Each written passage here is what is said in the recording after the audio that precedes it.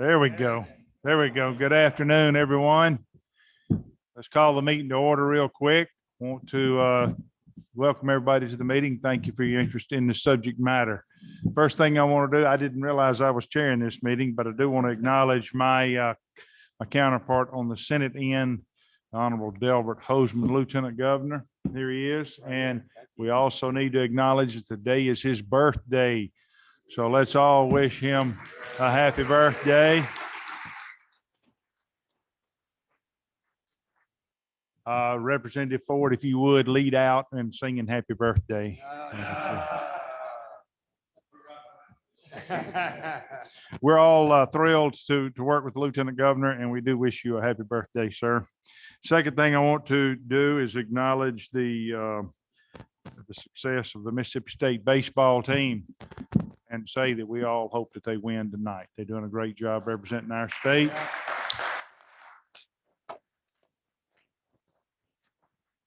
And so we want to make that recognition as well. According to the agenda here, I'm supposed to call on Ted Booth to establish the quorum. Mr. Booth, I'll recognize you.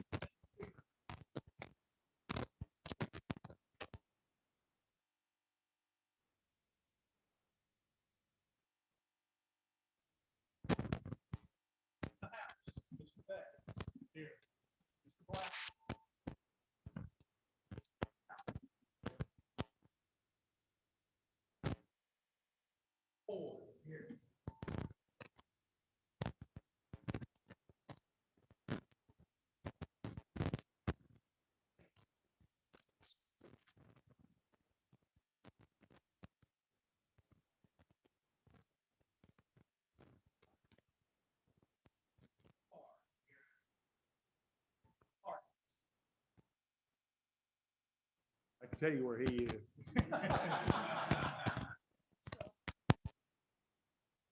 Parker, here. It's Mr. Simmons, here. Mr. Tate, here. Mr. Ford. Wiggins.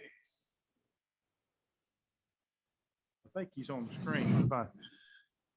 Oh, I'm sorry. Yes, I'm here. Mr.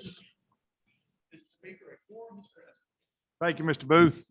We do have a quorum present. At this time, I'm supposed to ask for nominations for the Joint Committee Chairman. Do I hear a nomination? Senator Kirby. Mr. Speaker, I move that Representative Jim Beckett's name be placed in nomination for position of Chair of the Joint Committee. Thank you, sir. Do I have a second? We have a second for Senator Hobson. Do I have a motion to close nomination? I do have a second to that. We have a motion and a second.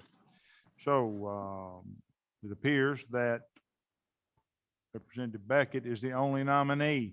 So I would call for a vote to recognize Representative Jim Beckett as the chairman of the Joint Committee.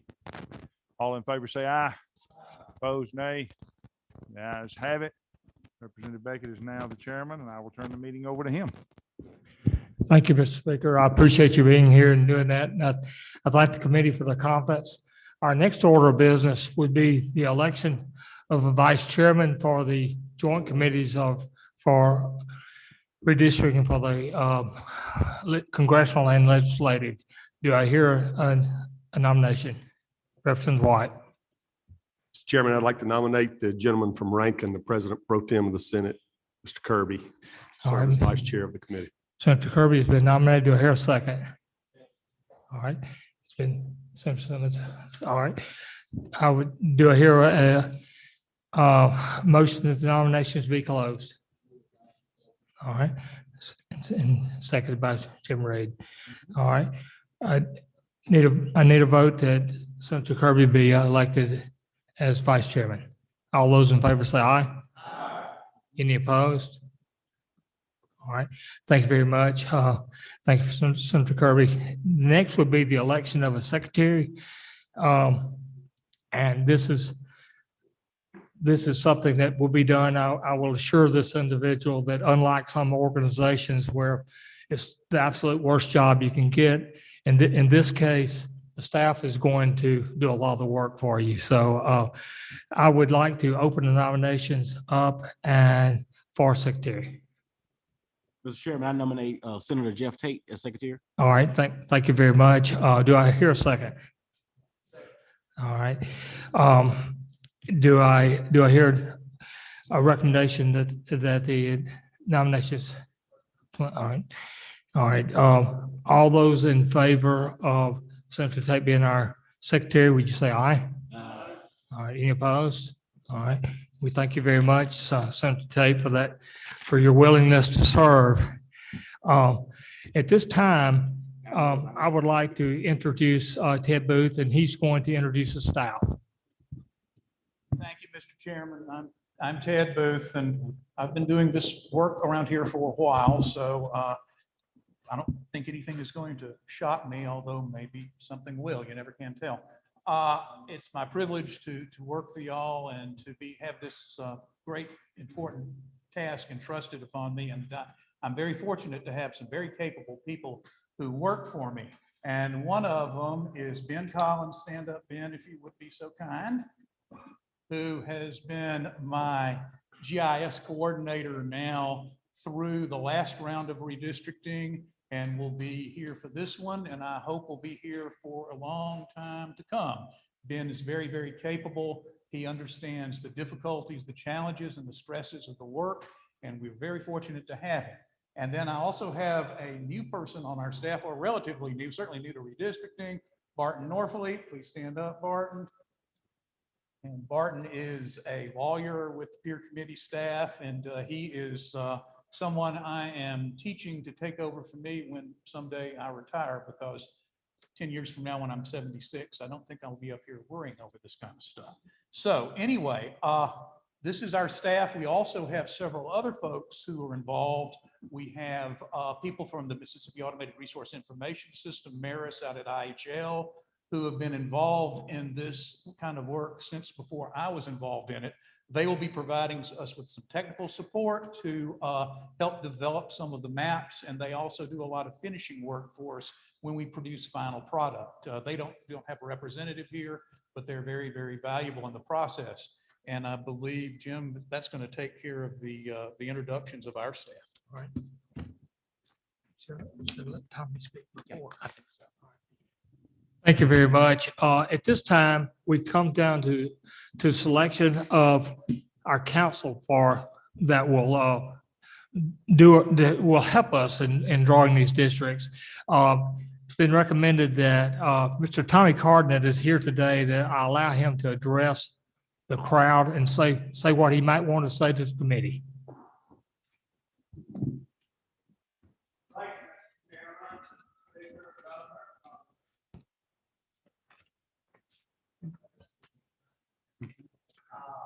It is my privilege to speak for you today. I'd like to call upon my colleague, Ray Wilson, and Parker Berry, Parker, the last slide on this slide, will be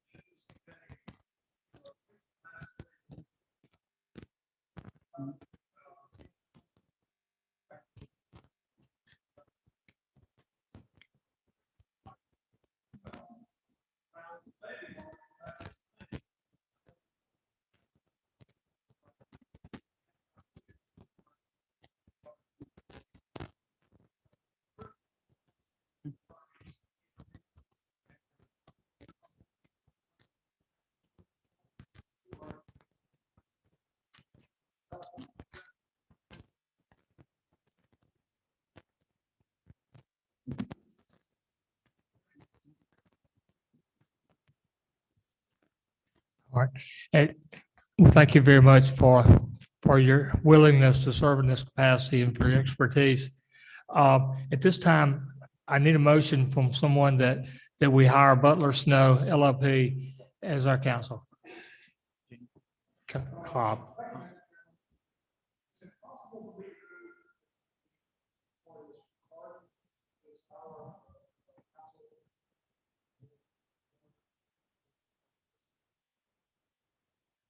Offered as a substitute motion. You can do that. You can offer that as a substitute motion if you want to do that.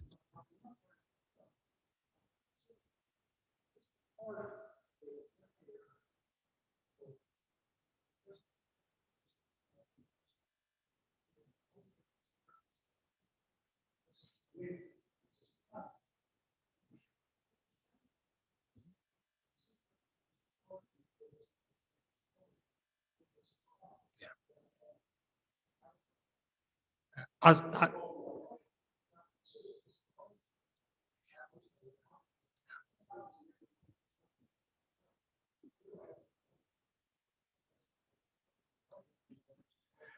staff says that does not call for a problem. I have no problem with your motion. We need a second. All right, all those, all right.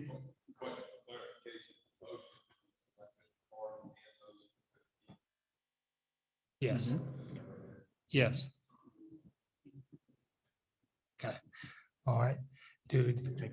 All right, need a vote. All those in favor say aye. Aye. All right, any opposed? All right, it's unanimous. All right, thank you. Thank you very much. Thank you, Mr. Carden. All right, the next order of business would be our access policy. And I'm going to ask Mr. Booth if he would explain our access policy. Sure. Thank you. This is based on an access policy that we have used for the past couple of rounds of redistricting. And you wonder, why do we need one? We strike a balance between being transparent and open to the public, but at the same time, we need to protect the confidentiality of plans that you all come over and work on. Because many of you are going to work on something, it's a draft. You may not want to show it to anyone until until you've decided that it's time to present it to individual members or to the committee. What this policy does is, one, it makes clear that the plans you all work on will be held confidential until you all are willing to release them, either to show them to individual members or to bring them to the joint committee. And until then, we will not share them. The staff will not share them with anyone. It also protects communications between the staff and any members or any consultants from any kind of request for release of that sort of information. It also establishes a period in which members of the public can come and use our computer systems to develop plans. We've often learned some very important things about parts of the state courtesy of public access. This gives individuals and the public a chance to develop a plan. We learn from it. It's a good thing. It's part of an open process of government, and it's a good thing to do. So we're going to, this sets up periods after the data comes in when people can come book time to work on our computer terminal. So once again, this is based on policy that we have used in 2001 and 2011, and I'm asking you all to adopt it again. All right. Do I hear a motion that we adopt the plan? All right, Jason, all right, second. All right, all those in favor say aye. All those opposed? All right, thank you, Jason White. All right, the next thing would be appointment of subcommittees. As most of y'all are aware that the law requires for subcommittees for legislative redistricting. The committee historically has two subcommittees, the House and the Senate subcommittees. All members of the House will serve on the House subcommittee, and all members of the Senate will serve on the Senate subcommittee. And I will act as chairman of the House subcommittee, and Senator Kirby will act as chairman of the Senate subcommittee. And that's just for discussion. That's just for y'all's informational purposes. We don't need to vote on that. Then we'll have a series of public hearings scheduled in August, and I'm going to let Mr. Booth say what he wants to say about those. Thank you, Chairman. We are working on a schedule for 9 public hearings to be conducted across the state. At this point, I have 8 of the locations nailed down in Gulfport, Hattiesburg, Natchez, Jackson, Itta, Starkville, Tupelo, and Senatobia. I'm still working with Meridian Community College to get them to agree to holding a hearing at their Fine Arts Auditorium. Once I get this nailed down and we have a commitment from all of them, I will be emailing to you and mailing to you a list of the venues and the dates. Any questions?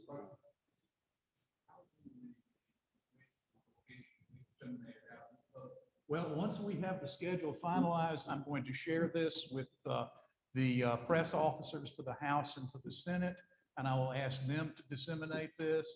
I will also provide this for placing it on the website for our committee, the Joint Legislative Reapportionment Committee. And this is how we've done it in the past, and it's worked. We've generally had pretty good crowds at these things. Question. So these are just public hearings, so it wouldn't be a full committee meeting. We would just regionally probably attend the ones in our area. So once again, you may attend as many as you wish to attend. At these meetings, we generally don't carry on any business except the taking of testimony from people. And we don't even have to have quorum for that. Obviously, if we want any member to come to any meeting, she decides to attend. So, but once again, that's up to you when you're making a decision on which ones to attend. Okay. A question. Yes, I was curious.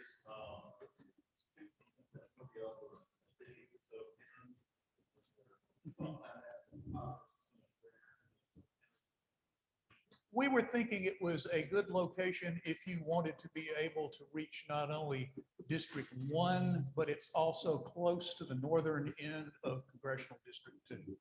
So once again, it has geography work for it. So the public meetings, may be archived, maybe something that. I will be hiring a court reporter who will attend all the meetings and maintain transcripts of them that'll be available for the membership to review. That's not good. So would there be a way for some of that to also be video, YouTube, like we do? I don't think we're going to be able to be doing that simply because the capabilities of various places vary. So it's going to have to be, once again, a public meeting in the old-fashioned sense of people going to the various facilities and appearing and giving testimony. People want to know about this stuff, and everybody's got to work. We don't need to have a subscription where they can't see it and it's not archived. I can certainly work with the various locations. Every one of those community colleges, all of those have places that you can set up a video. People ought to be able to watch it. I will work with them, Governor, and we will see to it what we can do. I think you should. That's important. And then people that are working at night want to go back and look and see what their fellow citizens said. We will do our very best to arrange that.